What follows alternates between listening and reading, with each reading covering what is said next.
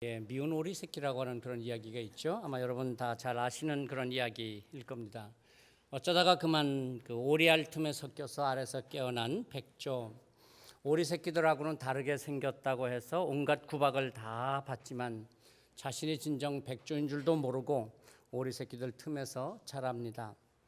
어느 날 하늘을 멋지게 날아가는 백조의 무리를 보면서 야, 나도 저렇게 날 수 있다면 부러워하다가 문득 날개를 펼쳐 보았더니만 자기도 하늘을 날 수 있었던 것이죠. 그제서야 자신이 백조인 것을 알게 되고 그 이후 아마 미운 오리 새끼는 백조의 무리와 함께 자유롭게 하늘을 날아다니며 행복하게 살았다는 그런 이야기죠. 요즘 이 동화의 교훈을 여러 가지로 많이 해석을 하더라고요. 인권 보호라고 하는 차원에서 또는 차별 금지 또는 소수자 보호 등 여러 가지 특별한 의미를 찾고 있습니다. 그러나 저는 초등학교 때 들었던 그 동화 그대로 아주 단순하게 이 의미를 생각해 봅니다. 자신이 백조인 줄도 모르고 오리 속에서 오리처럼 살아왔던 미운 오리 새끼, 자랄수록 더욱더 다른 외모, 삶의 습성으로 인해서 미움을 받다가 마침내 자신이 백조라고 하는 참 모습을 발견하고 오리떼를 떠나서 백조로서의 자신의 참 가치를 깨닫고 행복하게 사는 삶이 되었다. 그런 교훈이 있죠.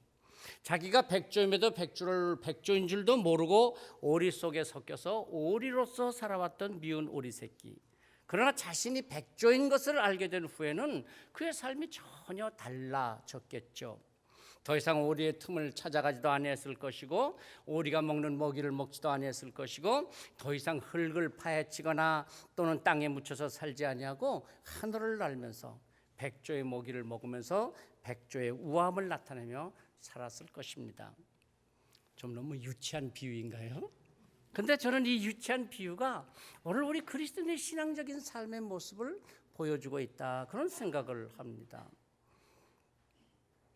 오늘날 많은 그리스도인들이 이 미운 오리 새끼가 되어서 오리들 틈에서 구박을 받으면서 좌절하고 낙심하고 한탄하면서 사는 인생이 되고 있지 않는가 하는 것이죠. 이 땅에서 살다 보니까 자신이 오리가 아니라 오히려 백조로서 저 하늘에 속한 자인 줄 자라고 하는 것을 모르고, 그래서 그저 땅에서 누리는 편안함, 땅의 삶에서 만족하면서 세상에 주는 것을 즐거워하면서 살아가는 미운 오리 새끼와 같은 삶. 그러나 베드로 사도의 고백처럼 너희는 택하신 족속이요 왕 같은 제사장들이요 거룩한 나라요 그의 소유된 백성으로 살아야 하는 삶. 이제 더 이상 미운 오리 새끼가 아니라 백조의 삶으로서, 백조로서 하나님의 백성으로서의 살아가는 삶이 되어야 한다는 그런 교훈을 생각하게 됩니다. 바울 사도는 에베소에 있는 성도들에게 편지를 하면서 간절히 기도하고 있죠. 하늘과 땅에 있는 각 족속에게 이름을 주신 아버지 앞에 무릎을 꿇고 비노니, 이렇게 시작한 바울 사도는 에베소 성도들을 위해서 세 가지 기도를 드립니다. 첫 번째는 에베소 성도들의 속사람이 강건해지기를 바라는 기도이죠. 그리고 두 번째는 지식을 초월하는 그리스도의 사랑을 알게 해달라고 하는 기도였습니다. 사실 오늘 이 기도는 에베소의 성도들을 위해서만이 아니라 오늘 우리 자신들을 위해서, 우리를 위해서 드리는 간절한 기도가 또한 될 수 있습니다. 그리고 오늘 우리가 함께 나누고자 하는 말씀, 바로 세 번째 기도 19절입니다. 그 너비와 길이와 높이와 깊이가 어떠함을 깨달아 하나님의 모든 충만하신 것으로 너희에게 충만하게 하시기를 구하노라. 바울 사도는 에베소 성도들이 하나님의 충만하심의 큰 너비와 길이와 높이와 깊이가 어떤 것인 것을 잘 깨달아서 하나님의 그 충만하심으로 충만해지기를 바라는 기도를 드리는 것입니다. 우리가 신앙생활에서 많이 쓰는 것이 충만이라고 하는 단어이죠. 성령 충만, 은혜 충만, 기쁨 충만, 사랑 충만. 또 뭔 충만이 있습니까? 충만. 그런데 한편으로 생각해 보면 이 충만이라고 하는 말이 오히려 우리가 충만한 신앙생활을 하는 걸 가로막는 말이 되기도 하는 것 같아요. 그게 뭐냐, 우리가 갖고 있는 어떤 신앙적인 선입견이라든지 어떤 고정관념이라고 하는 것, 또는 내 신앙 경험, 이런 것들에 갇혀서 정말 하나님의 충만하심 속에서 신앙생활을 해야 되는데 그걸 모르는 거예요. 그게 가로막히는 거예요. 자기의 경험의 한계 안에서만 그저 살아가 신앙생활을 하는 거예요. 그래서 진정 하나님의 충만하심을 누리지 못하는 신앙생활에 되고 있지 않는가 하는 것입니다. 오늘 우리가 부른 찬송 302장에도 나오는 가사 보세요. 내 주 하나님 넓고 큰 은혜는 저 큰 바다보다 깊다. 너 곧 닷줄을 끌러 깊은 데로 저 한가운데로 가보라. 오랫동안 신앙생활을 해왔으면서도 자기의 어떤 그 한계에 갇혀서 그야말로 더 큰 은혜 깊은 축복의 세계를 하나님께서 예배하고 계신데 그만 그 얕은 물가에서 찰싹거리는 그 작은 파도 보고 말이에요, 두려워하고 더 깊은 영적인 세계, 하나님의 축복의 세계로 나가보지 못하고 있는 우리의 신앙적인 삶을, 신앙생활을 지적하고 있는 찬송 아니겠습니까? 2절도 생각해 보세요. 왜 너 인생은 언제나 거기서 저 큰 바다 물결 보고 그 민모르는 깊은 바닷속을 한번 헤아려 안 보나. 그리고 4절은 결론처럼 이렇게 노래하지 않습니까? 자 곧 가거라, 이제 곧 가거라, 저 큰 은혜 바다 향해. 자 곧 내 노를 저 깊은 데로 가라. 망망한 바다로 언덕을 떠나서 창파에 배 띄워 내 주 예수 은혜의 바다로 내 마음껏 저가라. 여러분에게는 여러분 찬송을 부르시면서 어떤 그 은혜로, 어떤 느낌으로 부르셨습니까? 저는 이 찬송을 부르면서 한편 이런 생각이 들었어요. 하나님께서 우리를 향해서 너무 답답한 마음으로 호소하시는 듯한 찬송으로 말입니다. 하나님께서 우리가 우리의 생각의 한계, 우리의 어떤 지식의 한계를 뛰어넘는 하나님의 충만하심으로 충만해지라고 하시는 그런 안타까운 그런 메시지를 우리에게 주시는 것이 아닌가 하는 깨달음입니다. 그 너비와 길이와 높이와 깊이가 어떠함을 깨달아 하나님의 모든 충만하신 것으로 너희에게 충만하시기를 구하노라. 오늘 바울 사도의 에베소 성도들을 향한 기도와 같지 않습니까? 우리는 하나님의 충만하심을 깨닫고 내 마음대로, 내 경험으로, 내 생각으로 그 하나님의 충만하심을 한정하지 말아야 합니다. 하나님의 충만하심은 내가 생각하는, 내 한정하는 그 한계를 훨씬 넘는 충만함이십니다. 그래서 하나님의 충만하심이 어떤가 깨달으라고 하는 말씀 아니겠습니까? 그 너비와 길이와 높이와 깊이가 어떠함을 깨달아야 한다는 것입니다. 여기서 깨닫는다는 단어는 단순히 안다 그런 의미가 아니고 붙잡다, 붙들다 그런 의미를 갖고 있답니다. 그러니까 우리가 하나님의 충만하심에 대해서 듣고 알아서 고개를 끄덕이면서 아 그렇구나 하는 정도가 아니라 하나님의 충만하심을 깨달아서 우리의 삶 속에서 그 충만하심을 붙들고 우리의 삶 속에서 그 충만하심을 체험하고 우리의 삶의 그 충만하심이 가득 차는 자리에까지 이르는 것을 의미하는 깨달음인 것입니다. 자, 예를 들어 봅니다. 어떤 사람이 좋은 자동차 신형을 샀습니다. 얼마나 좋겠어요. 근데 매일 자동차를 와서 만져보고 바라보면서 이야 차 정말 좋다. 그리고 시동 한번 쫙 켜보면서 야 엔진 소리 끝내주네. 그럼 다시 시동 떡 끄고서는 버스 타고 지하철 타고 출근해.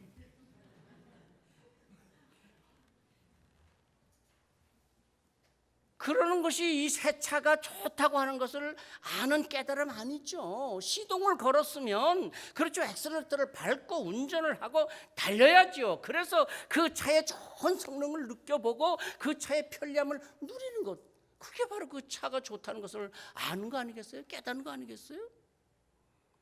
우리의 신앙생활이 전능하신 하나님을 나의 하나님으로 모셔놓고는 마치 무슨 멋진 자동차 시동만 켰다가 꺼는 것처럼 그렇게 그저 끄덕이고 고개나 끄덕이고 좋구나 말씀 배우고 말씀 듣고 성경 공부하고 야 참 위대하신 하나님이시구나 그래 맞아 참 위대하신 하나님이야 그러고 끝나는 것이 우리의 신앙생활이 아니라고 하는 것이죠.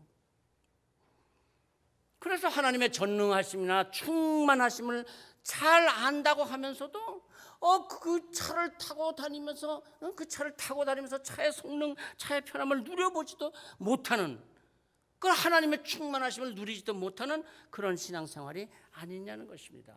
충만하신 하나님의 충만하심을 깨달아 알라고 하는 것입니다. 공부해서 배워서 아는 깨달음 정도가 아니라 그 깨달음 속에 그 깨달음이 내 삶 속에서 나타나도록, 하나님의 충만하심이 나 삶 속에 정말 충만하게 나타나고 누리도록 하는 것이 오늘 바울 사도가 말씀하시는 하나님의 충만하심을 깨달아 알라 하는 말씀입니다. 여러분, 출애굽기 14장 우리가 잘 아는 이스라엘 백성들이 홍해바다를 건너는 이야기가 있지 않습니까? 애굽에서 나와서 홍해바다 앞에 이르러서 앞으로도 가지 못하고 뒤로도 도망치지 못하고 그냥 거기서 위기를 맞아서 두려워하면서 원망과 불평하는 이스라엘 백성들, 그들의 모습이 있습니다.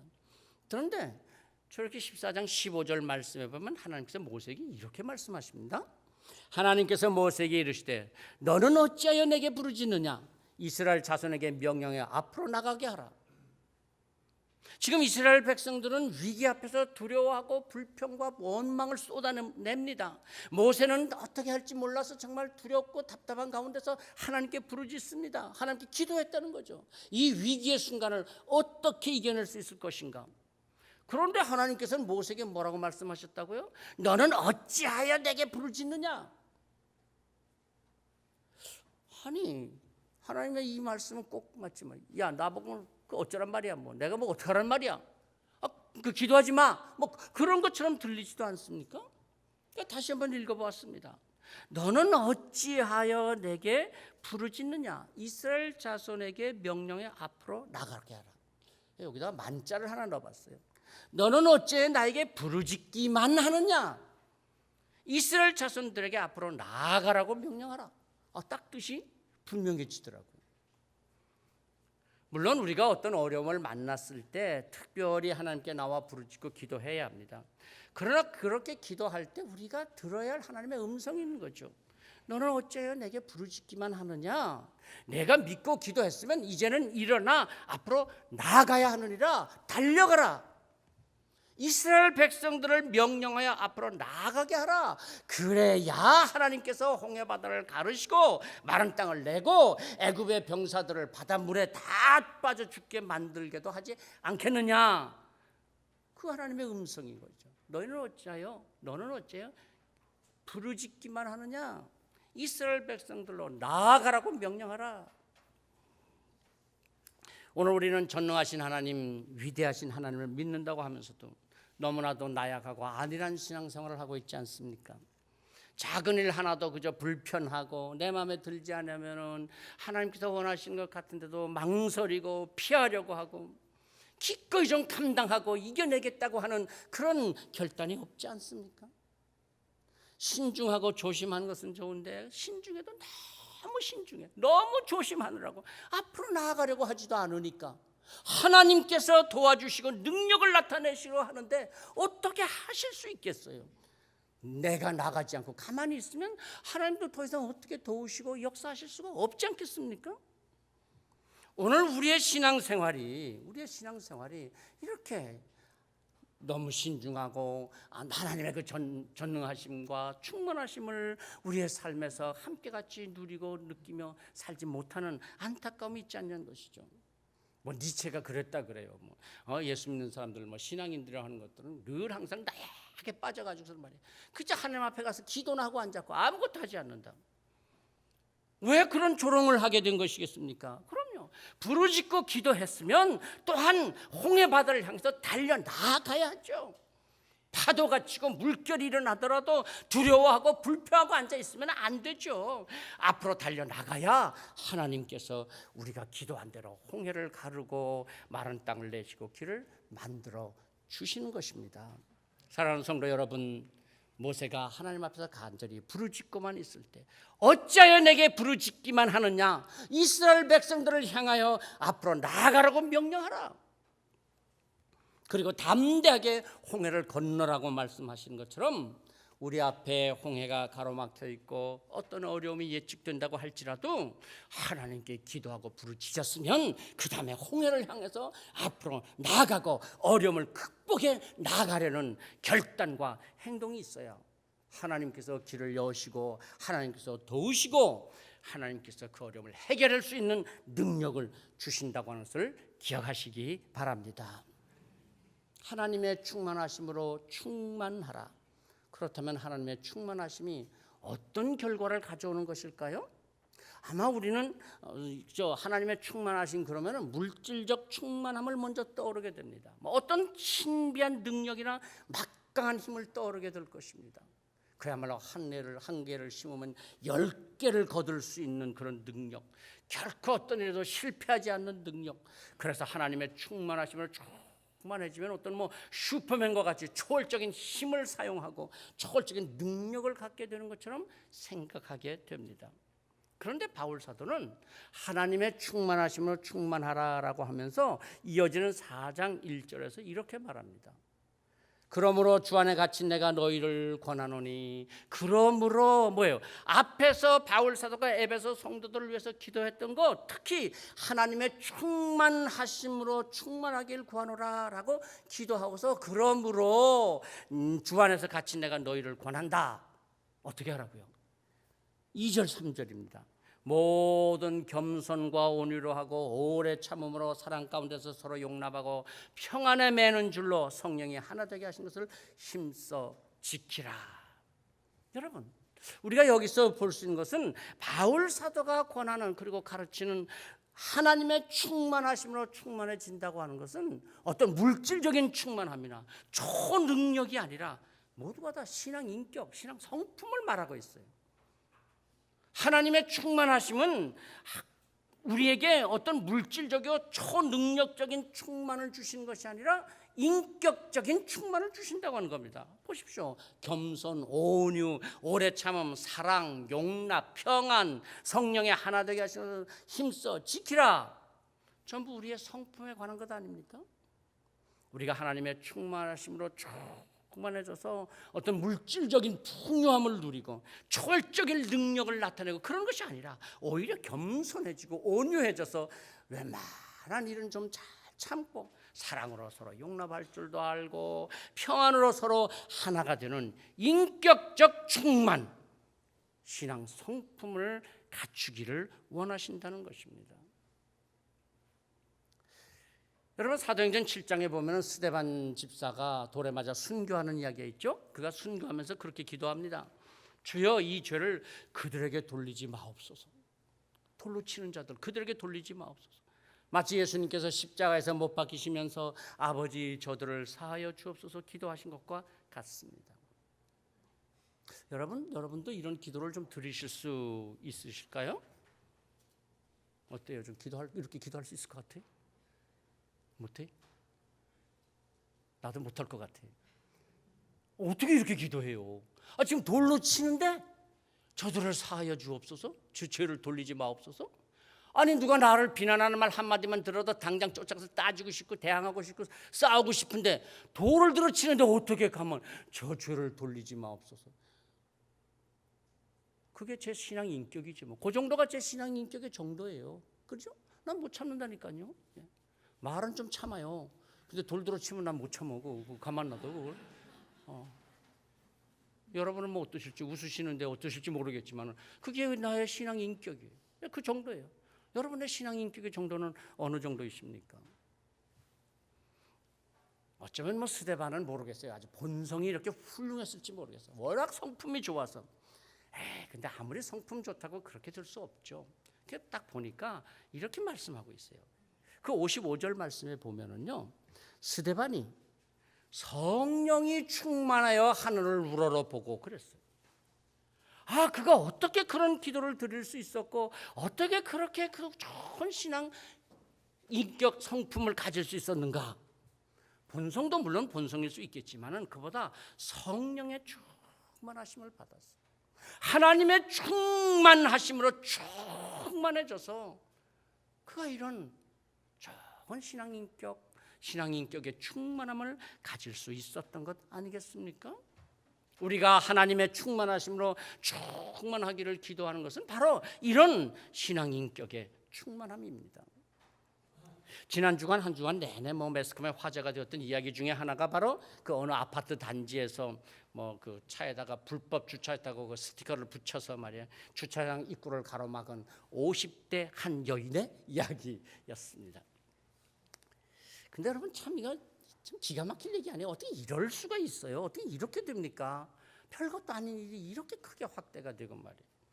처음에 좀 서로 조금만 배려하고 이해하고 좀 수용했더라면 그렇게까지는 되지 않았을 텐데 어쩌면 사람이 이렇게 강팍해질 수 있겠습니까?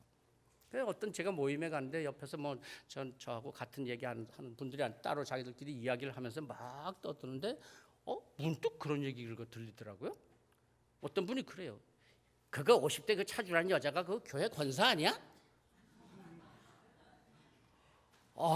얼마나 철렁하는지. 그 사람이 겪은 그리스도인, 그 사람이 경험한 교회 권사는 어떤 이미지라는 거예요. 왜 이런 이미지를 그가 갖게 되었을까? 하나님의 충만하심으로 충만해져서 그 신앙 인격이 하나님의 충만하심으로 가득해져서 그게 무슨 초능력을 갖는다, 물질적으로 풍부해진다 그런 말씀이 아니라 인격의 충만함을 갖게 되어서 믿지 않는 사람들이 갖지 못한 신앙 인격, 저들은 도저히 감히 흉내낼 수도 없는 그 믿음의 능력, 겸손과 온유와 오래 참음과 사랑으로 서로 용납하고 평안으로 하나 되는 충만을 갖게 된다. 신앙 인격의 충만함으로 나타나는 믿음의 능력, 이것이 바로 오늘 바울 사도가 우리에게 깨닫게 하시고 에베소 성도들을 위해서 기도하는 그의 기도의 중심이 아니겠습니까? 바로 오늘 이 신앙의 이 인격이 우리의 삶에서 우리의 신앙생활에서 넉넉하게 나타나도록 하나님의 충만하심으로 충만하게 되라고 말씀하시는 것이죠. 이제 우리가 신앙 집중 훈련을 시작합니다. 어쩌면 우리의 삶의 형편은 미운 오리 새끼와 같은 그런 어려운 형편일지도 모릅니다. 그렇지만 하나님의 택하신 백성이요 왕 같은 제사장이요 거룩한 백성을 깨닫고 하나님의 충만하심으로 충만함을 받기를 기도하십시다. 홍해바다 앞에서 두려워하고 불평과 원망하고 있었던 그 백성들을 놓고 기도했던 모세에게 내가 내게 부르짖기만 하지 말고 앞으로 나아가라 명령 내려라. 하나님의 충만하심을 믿고 담대하게 나아가게 되기를 기도하십시다. 신앙 집중훈련을 통해서 하나님의 충만하심을 충만하여져서 우리의 인격이 우리의 성품이 겸손과 온유와 오래 참음과 사랑으로 서로 용납하는 경서가족들 성녀로 하나 되게 하시는 성령의 충만하심을 경험하고 체험하는 이 가을이 되시기를 축복합니다. 기도하십시다. 때로는 거칠고 험한 세상이지만 그래서 어찌할 바를 몰라 믿음 지키기가 어렵다고 안타깝고 두려울 때도 있지만 그러나 다시 한번 우리는 하나님의 충만하심으로 충만해져야 한다는 것을 기억하면서 하나님의 충만하심으로 여유를 가지고 또한 믿음의 능력을 가지고 담대하게 그리고 주님의 그 주님을 따라서 우리의 신앙 성품이 변화되는 그런 삶이 될 수 있기를 간절히 기도하고 원합니다. 아버지 하나님, 이 가을 저희가 다시 한번 신앙 집중 훈련을 시작하면서 저희들의 부족했고 연약했던 부분들 다시 한번 돌아보고자 합니다. 하나님의 충만하심으로 충만하게 하여 주시옵소서. 예수 그리스도 이름으로 기도하옵나이다. 아멘.